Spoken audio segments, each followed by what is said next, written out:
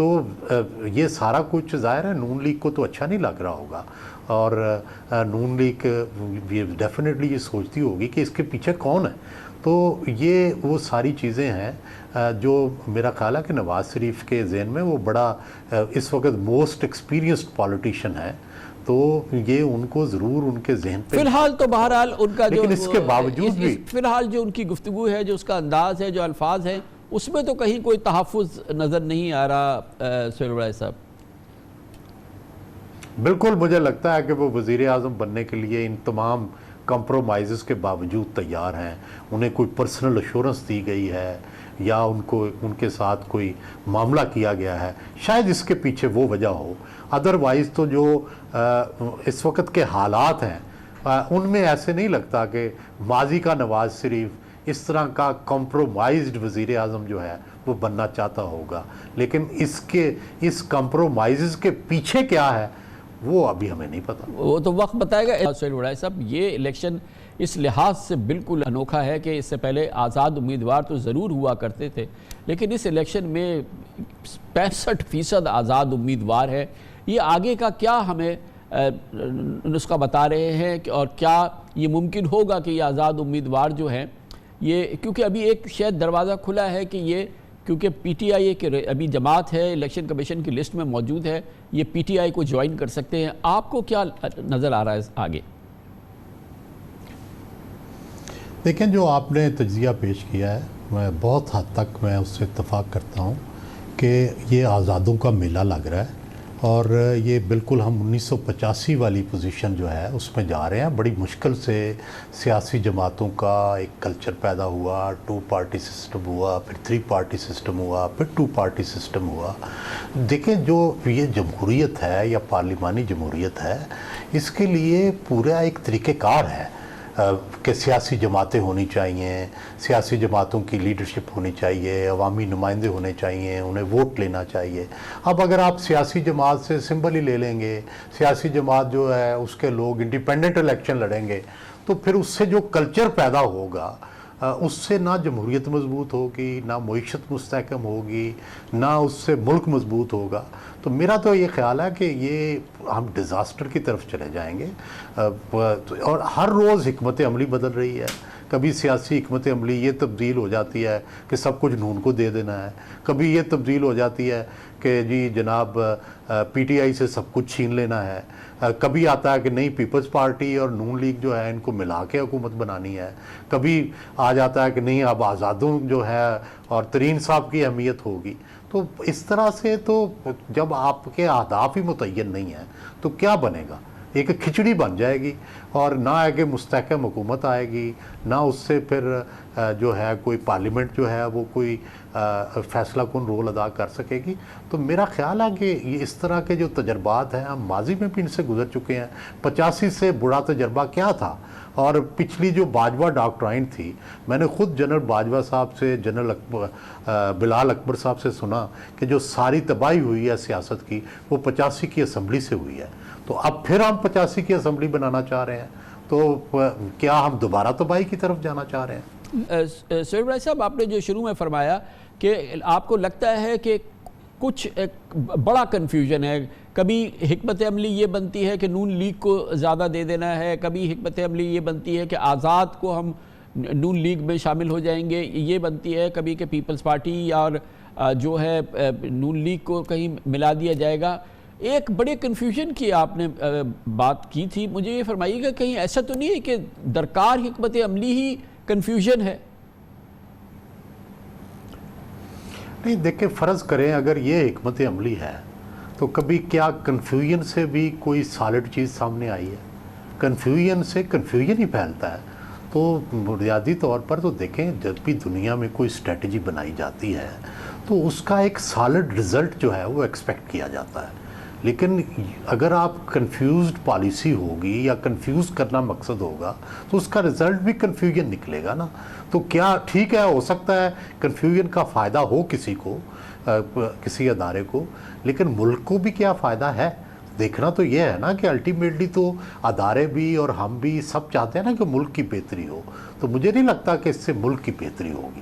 ایک اور پہلو جناب سہیل وڑائی صاحب، الیکشن میں ظاہر ہے کہ گو کہ پی ٹی آئی تو الیکشن کیمپین نہیں لڑ پا رہی ہے، لیکن نون لیگ کو مکمل آزادی ہے، پیپلز پارٹی کو بھی ہے، اور جناب نواز شریف خود میدان میں ہیں، اور ہم بڑی ایک تبدیلی دیکھ رہے ہیں ان کے بیانیے کے حوالے سے۔ اس سے پہلے وہ مسلسل ظاہر ہے کہ سویلین سپریمیسی اور آئین کی بالادستی ان کی زبان سے رکتا نہیں تھا، اور یہ زبان ان کی ہر وقت یہ رہتی تھی مطالبہ اور یہ خواہش۔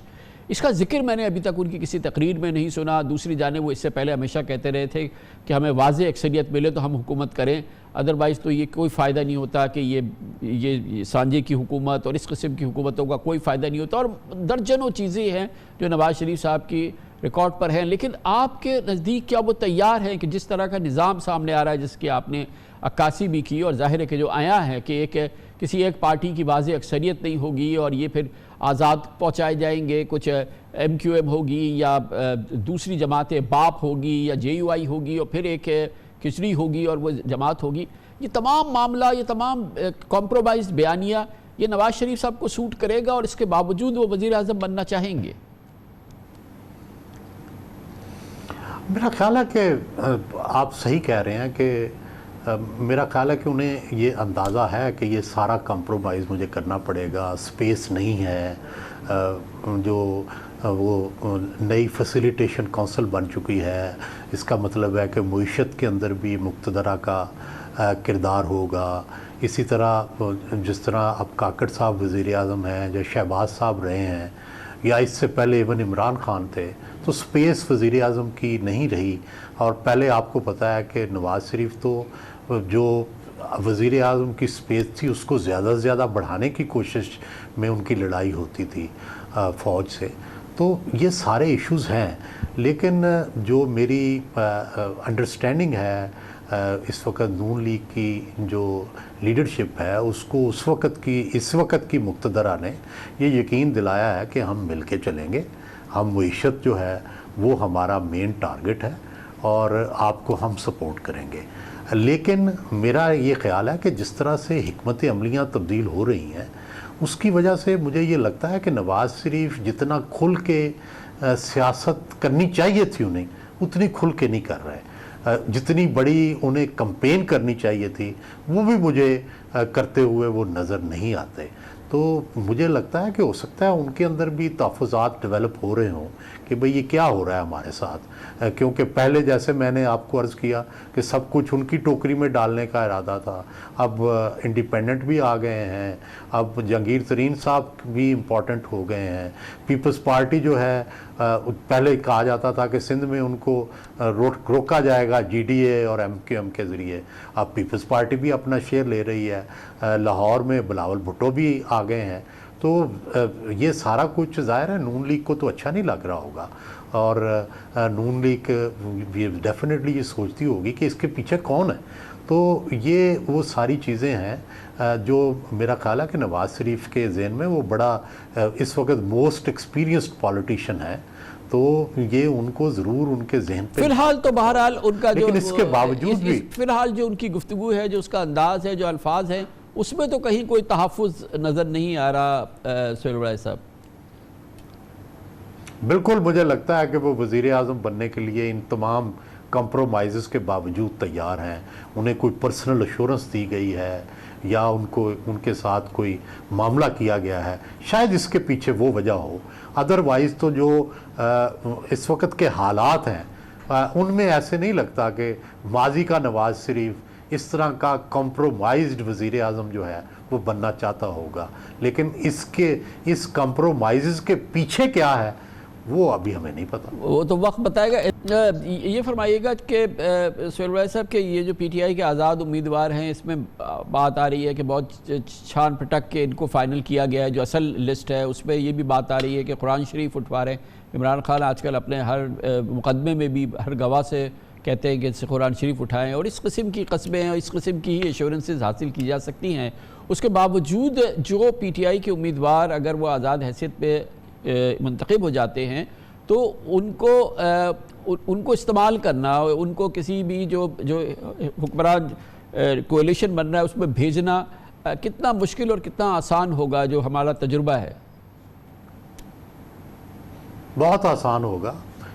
ہمیں پتہ ہے، جیسے آپ نے کہا کہ خوف، جبر اور لالچ اور پاکستان میں دیکھیں ہماری مقتدرہ اتنی طاقتور ہے کہ کوئی بھی اس کے خلاف سٹینڈ نہیں کر سکتا. ہم نے دیکھا کہ جو طالبان تھے کتنی قوت سے آئے تھے, کیسے کرش ہوئے, کیونکہ ظاہر ہے ہماری فوج جو ہے پوری قوت سے پھر اس کا مقابلہ کرتی ہے. ہم نے دیکھا کہ کوئی ملیٹنٹ گروپ بنتا ہے, اس کا کیسے مقابلہ کیا جاتا ہے. 9 مئی کا ہم نے واقعہ دیکھا کہ کس طرح سے اس کو ڈیل کیا گیا ہے. تو یہ سوچنا بھی کہ کوئی آپ اپنے اداروں کو کوئی زیر کر سکتے ہیں وہ ممکن نہیں ہے. ہاں یہی ہوتا ہے کہ سارے ریاست تسخیر کر لیتی ہے, چند لوگ رہ جاتے ہیں, چند باغی ہوتے ہیں جو رہ جاتے ہیں, جو کھڑے رہ جاتے ہیں. وہ پیپلز پارٹی کے دور میں بھی چند کھڑے رہے. پی ٹی آئی کے پاس تو ایسے باغی بڑے کم ہیں. ہم نے دیکھا کہ لوگ پریس کانفرنس پہ پریس کانفرنس کر کے چھوڑتے رہے. تو کمٹمنٹ کا وہ لیول نہیں ہے جو ماضی کی ہمیں کئی سیاسی جماعتوں کے حوالے سے دیکھنے آیا. اور اس لیے جو بھی انڈیپینڈنٹ ہو رہے ہیں, چند آئیڈیالوگ جو ہیں وہ تو شاید پی ٹی آئی کے ساتھ کھڑے رہیں گے, لیکن باقی لوگ تو دراصل اسی بہانے سے جیتنا چاہتے ہیں کہ ہم پی ٹی آئی کے ساتھی ہیں. وہ ووٹ پی ٹی آئی کے لینا چاہتے ہیں اور مستقبل اپنا بنانا چاہتے ہیں اپنی مرضی سے ایز انڈیپینڈنٹ. تو یہ ساری ان کی گیم ہے. اور ظاہر ہے پی ٹی آئی کے پاس بھی کوئی اور راستہ نہیں. جی بجا